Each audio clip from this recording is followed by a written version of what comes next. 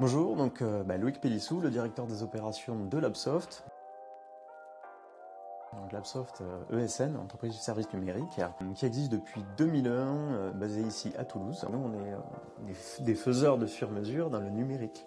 Donc on crée des projets, on accompagne des infrastructures, on accompagne tout type d'entreprise, donc ils viennent nous chercher pour notre compétence informatique et on essaye d'y amener notre responsabilité, nos usages et notre expérience dans le numérique responsable.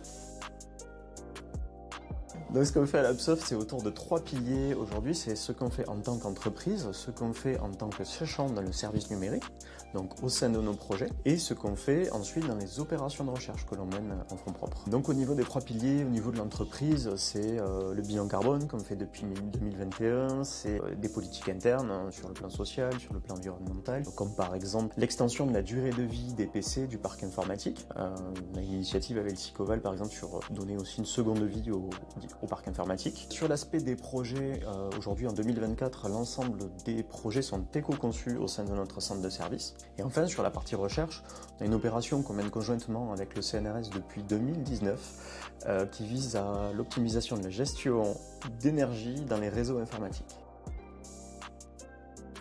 Alors effectivement sur ces 3 piliers, il y a eu des réponses très différentes bien sûr. S'il y a des dénominateurs communs, je dirais c'est toujours sensibilisation, trouver les bonnes normes quand elles existent ou les bonnes démarches, et ensuite beaucoup de formation. Un autre dénominateur commun, c'est que nous on n'est pas soumis à des obligations, donc c'est beaucoup de volontariat bien sûr, avec les personnes les plus, je dirais, sensibilisées sur le sujet.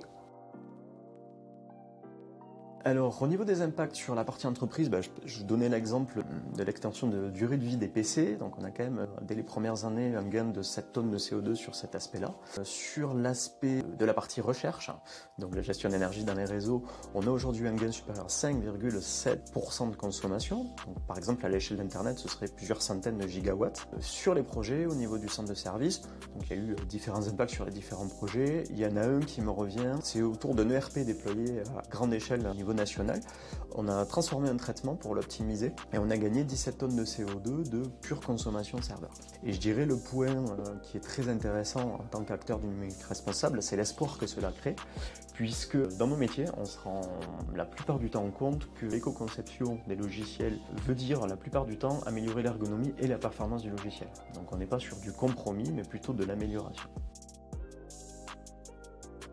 Alors oui, bien sûr, clairement on ne compte pas s'arrêter là en tant qu'entreprise. Aujourd'hui on en est éco-bâtisseur, mais bien sûr on va continuer. Sur la partie des projets, c'est tous les projets éco-conçus comme je disais en 2024. Et enfin dernier point sur l'opération de recherche, l'objectif c'est de transformer de plus en plus en innovation, autrement dit d'amener des produits et services liés à cette compétence et donc d'aider les entreprises à se transformer aussi.